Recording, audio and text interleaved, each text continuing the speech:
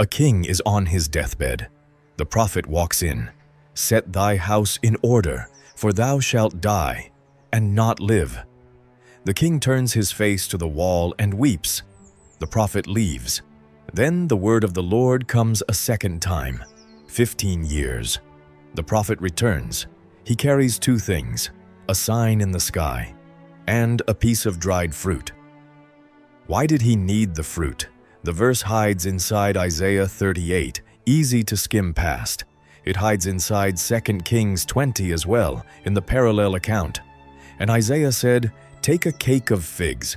And they took and laid it on the boil, and he recovered. Two readings of that verse have run in parallel for 2,000 years. They should cancel each other. The ancient theological reading says, applying a dried fig cake to a deep, festering wound should have killed the king faster. The cure is miraculous because the medicine is the wrong medicine. The modern pharmacological reading says, fig latex is a serious topical pharmacology with documented enzymatic, antimicrobial, and proteolytic action. Across 1,000 years of medical tradition, from Egyptian papyri through Babylonian tablets to Greek and Roman pharmacology, fig was prescribed for exactly this class of lesion. The medicine was not arbitrary. Both readings are inside the text. Neither cancels the other. The verse is more interesting than either reading alone, and the question it asks is not, did it work? The question it asks is, what was the prophet doing? The Hebrew word for the lesion on the king's body is shechin. It is not a simple skin condition. It is the Hebrew Bible's language for life-ending dermal affliction. It appears in Exodus, in the account of the 6th plague, shechin avabuot. Inflammatory eruptions breaking out into pustules on man and beast, painful enough to incapacitate the Egyptian magicians who could not stand before Moses on account of their own infected skin. It appears in Leviticus in the priestly purity code.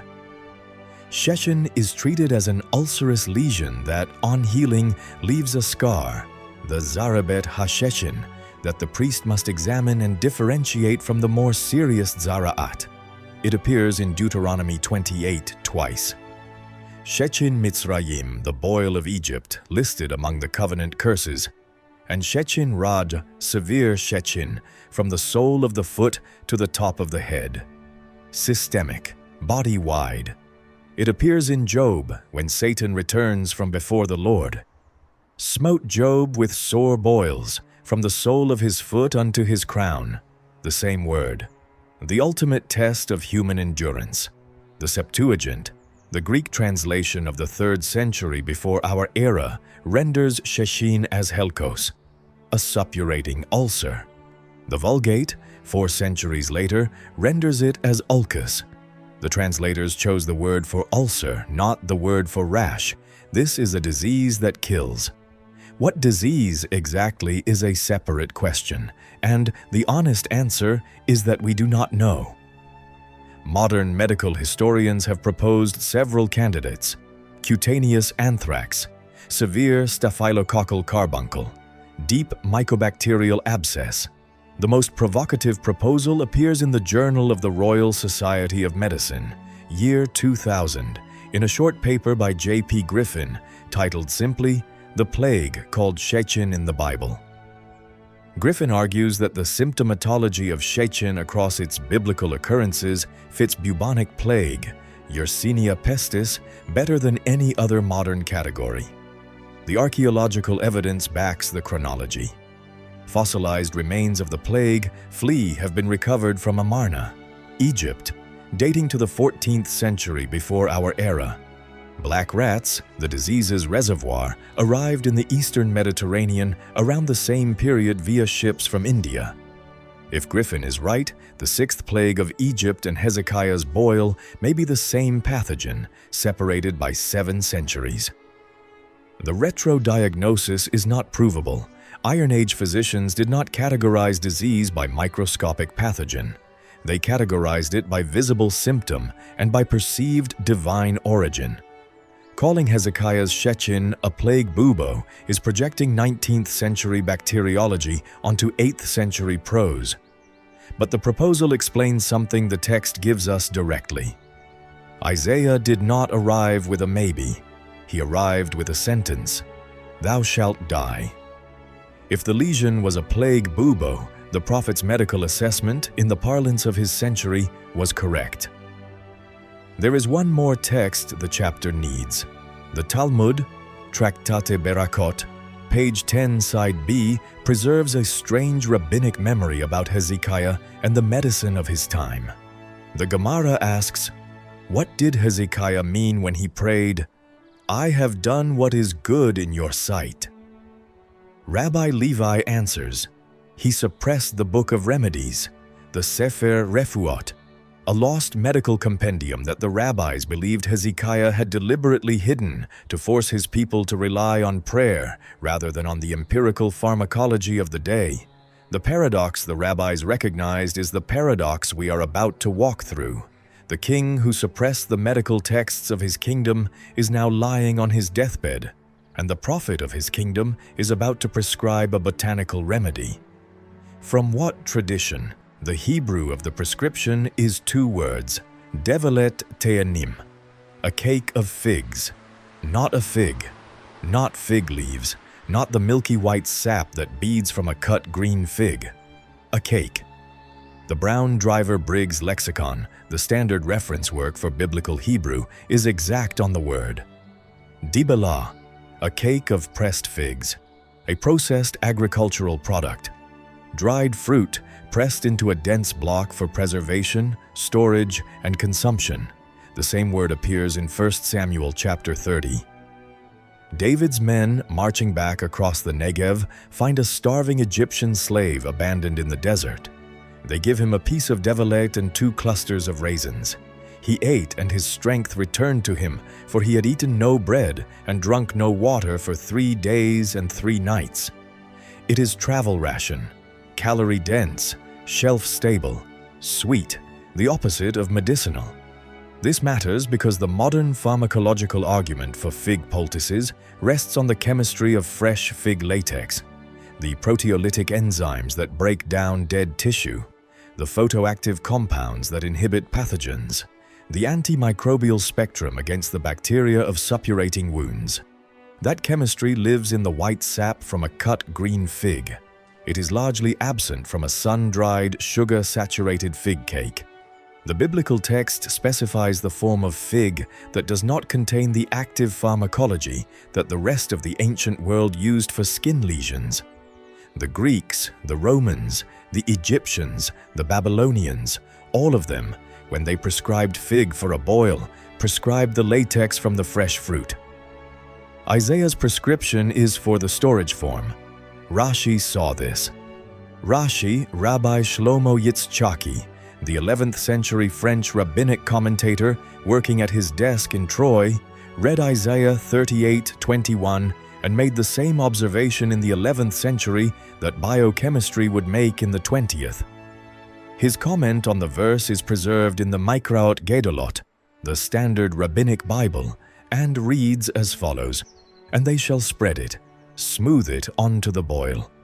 And this was a miracle within a miracle, for even on healthy flesh, when you place a fig cake, the flesh putrefies. Yet the Holy One, blessed be He, placed a destructive thing inside a destructive thing and healed. For Rashi, the prescription is not a clever empirical cure that the prophet inherited from the regional pharmacopoeia. It is a deliberately wrong prescription applied to a deliberately incurable condition to make absolutely clear that the healing was not pharmaceutical. The medicine on this reading is the screen for the miracle. God commanded the worst possible poultice for the worst possible wound, and the king recovered anyway. A miracle within a miracle. The chronicler agrees with Rashi by what he leaves out. 2 Chronicles 32, verse 24, covers the entire healing in a single sentence. In those days, Hezekiah became sick to the point of death, and he prayed to the Lord, and the Lord answered him and gave him a sign, no fig, no prophet's prescription, no poultice. The chronicler, writing several centuries after the events, thought the medicine was not the story. There is, of course, another possibility, and the textual critics have long flagged it. The placement of Isaiah 38, verses 21 and 22, at the very end of the chapter, after Hezekiah's song of thanksgiving, is structurally awkward. The standard reconstruction is that these two verses were accidentally omitted from an early scroll of Isaiah and then appended at the end, displaced from the narrative they belong to harmonize the prophetic account with the parallel in 2 Kings. What the textual reconstruction does not explain is why the verses were preserved at all. The fig cake is not theologically necessary. The prayer was answered before the fig touched the king's skin. A scribe could have left it out and lost nothing of the salvation story. He didn't. The fig stayed in. Across both Kings and Isaiah, across the Septuagint and the Vulgate, across the medieval rabbinic commentaries, across 2,000 years of copying and transmission, the fig stayed in. The question is why? Between the prayer and the fig, between the divine promise and the prophet's prescription, comes the sign. Hezekiah asks for it. He has just been told them 15 years will be added to his life, and he asks for proof. Isaiah offers a choice. Shall the shadow go forward 10 steps or back 10 steps? The king picks the harder direction.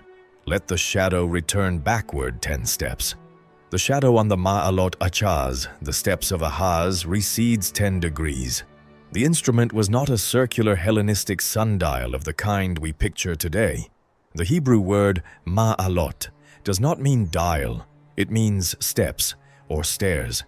The Israeli archaeologist Yigael Yadin and the philologist Samuel Uri, working from Egyptian parallels, identified the Ma'alot Achaz as a stepped architectural feature, a ceremonial stairway, probably set on the palace roof, whose risers caught and tracked the sun's shadow as it climbed in the morning and descended through the afternoon.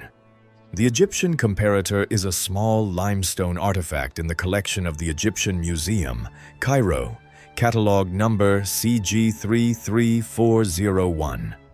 12 steps cut into its face, 12 hours of daylight.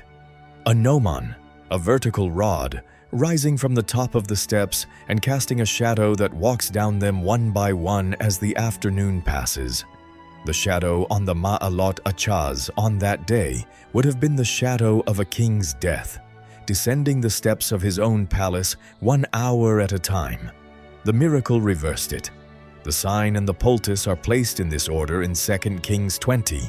Prayer, divine promise, sign, fig. The sign does not heal the boil, the fig does. The two answer different questions. The sign answers, "Will I live?" The fig answers, "What shall be done?" For Rashi, the answer to the second question is the wrong thing, by design. To understand what Rashi's claim is up against, you have to see what Isaiah's prescription would have meant to a contemporary physician anywhere else in the ancient Near East. Begin in Egypt, the Ebers. Papyrus, copied around 1550 before our era, contains the largest surviving medical compendium of the Bronze Age. 20 meters of papyrus, more than 700 recipes in compact hieratic Egyptian. Paragraph 23, entry 20, in the modern translation by Paul Galjungi, another remedy for removing a skin disease from the abdomen or to exterminate it. Figs, Lower Egyptian salt. Paragraph 41, also Galjungi. Figs, grilled and dipped in fresh olive oil. Figs in Egyptian dermatology are common. They appear as an active agent in compounds for skin lesions, abdominal afflictions, and inflammatory eruptions of the kind the Egyptians knew as well as Hezekiah did. Move east to Mesopotamia. The Akkadian word for fig is titu.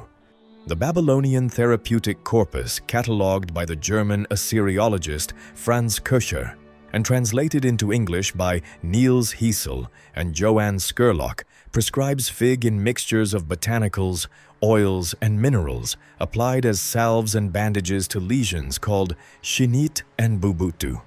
The Akkadian terms overlap closely with the Hebrew shechin. The therapy overlaps even more closely. Fig in oil, fig in beer, fig in honey, bandaged against the boil for the night. But the Mesopotamian text never separates the salve from the incantation. The two were one therapy. Markham Geller, in his 2010 monograph, Ancient Babylonian Medicine, puts it precisely. The system of Babylonian medicine down to the 8th century before our era involved collaboration between the exorcist and physician, with a clear division of textual content between incantations and medical recipes. In Babylon, the fig was never just a fig. The salve and the prayer were the same therapy. The prophet and the apothecary were the same office. Move west again, several centuries forward in time. Dioscorides, the Cilician army physician working under the Emperor Nero in the 1st century, compiles his De Materia Medica, the founding text of Western pharmacology and the reference work that would dominate European medicine for 1600 years. Book 1, Chapter 128, the entry on Psyche, the fig. Dioscorides distinguishes carefully between the medicinal action of the milky sap and the action of the dried fruit. The latex, he writes, is caustic, cleansing, suitable for opening abscesses and dissolving necrotic tissue. The cake is mild and demulcent, suitable for swallowing, not for placing on a wound. Pliny the Elder, writing in Rome in the same century, expands the catalogue in Book 23 of his Natural History. Fig latex on suppurating ulcers, fig latex on inflammations, fig latex on the swellings the Romans called carbunculi, a 1,000-year corridor of medical practice, from Egyptian papyri through Babylonian tablets to Greek and Roman pharmacology. Fig appears in dermatology consistently across every named tradition of the ancient world, not as the wrong medicine, as the standard. Isaiah's prescription is anomalous twice over. It is the right botanical in the wrong form for the right disease, and it is delivered by the prophet of the king the rabbis remember as having suppressed the very medical tradition from which it comes. The pharmacology of fresh fig latex is well documented in the recent peer-reviewed literature. The papers do not disagree about what the substance contains. Begin with the enzyme. Ficin, a cysteine endopeptidase, enzyme classification 3.4.22.3, in the same superfamily as papain. The review by Mohammed Ader, published in JDS Communications in 2021, characterizes ficin's substrate specificity in detail. It cleaves peptide bonds at tyrosine, phenylalanine, and valine residues, with broader activity across most amino acid classes. Optimal pH range is 5.0 to 8.0, physiologically relevant. That is the pH of a seeping wound bed. On necrotic tissue, ficin behaves the way modern wound surgeons describe enzymatic debridement. It digests dead protein. It softens the fibrin clot at the center of an infected lesion. It allows the inflammatory exudate to drain. Move to the second class of compound. Psoralens, photoactive furocoumarins, concentrated in fig latex and in fig leaves. 5-methoxypsoralen, 8-methoxypsoralen.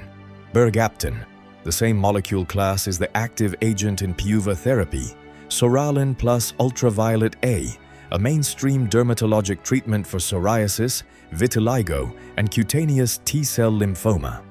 It is also the active agent in fig-induced phytophotodermatitis, a recognized clinical injury that occurs when fresh fig latex contacts skin, and the skin is afterwards exposed to sunlight. The same chemistry is both the medicine and the hazard. Dose, formulation, and light exposure determine which. Third, the antimicrobial activity. Mohammed Salah and colleagues, publishing in Scientific Reports in 2022, demonstrated inhibition of Staphylococcus aureus, Escherichia coli, and Candida species by Ficus carica latex extract. The pathogens that dominate clinical boil microbiology, Staphylococci and Streptococci, are inside the antimicrobial spectrum of the very substance Dioscorides and Pliny prescribed. Fourth, the one surviving mainstream clinical use: wart treatment. Bohlooli and colleagues, publishing in the International Journal of Dermatology in 2007, ran a randomized controlled trial of fig latex application against cryotherapy for common warts. Fig latex was non-inferior to liquid nitrogen, with better cosmetic outcomes. A 2026 pilot follow-up has reproduced the basic finding. So the modern pharmacology is real. The medicine, properly prepared from fresh latex, has measurable activity against the pathogens of shechin in formulations the rest of the ancient world used for exactly that indication. And yet, this is the chapter's discipline. The biblical text does not specify the latex. The biblical text specifies the devilet, the dried, sugar-saturated pressed cake form. The drying degrades ficin's enzymatic activity. The pressing leaves the photoactive latex behind. The cake the prophet prescribed is not the medicine Dioscorides recognized. It is the storage form of the fruit that, in its other form, becomes the medicine. We cannot honestly say modern phytochemistry vindicates Isaiah's prescription. The phytochemistry vindicates fresh fig latex on a boil, the medicine the Egyptians and the Greeks and the Romans prescribed. The verse specifies neither. The verse specifies the cake. Rashi's reading remains intact. The medicine, as prescribed in the biblical text, was the wrong medicine. Modern pharmacology agrees with Rashi about that. What modern pharmacology adds is this: the right form of the same plant, the form the rest of the ancient world actually used, has the chemistry to do exactly the work Rashi said was impossible. The miracle on this reading is not that God commanded a destructive thing. It is that God commanded a destructive thing that contains, inside its rejected form, the medicine that would have worked anyway. The cake is wrong. The fig is right. The verse contains both. A king on his deathbed, a prophet with a sign in the sky and a wrong medicine in his hand, a boil that no Iron Age physician could touch. 15 years. The medicine was the wrong medicine. The pharmacology was real. The miracle was inside both. Two readings of one verse. Neither erases the other. The sacred remedies. If you'd like more of these, subscribe.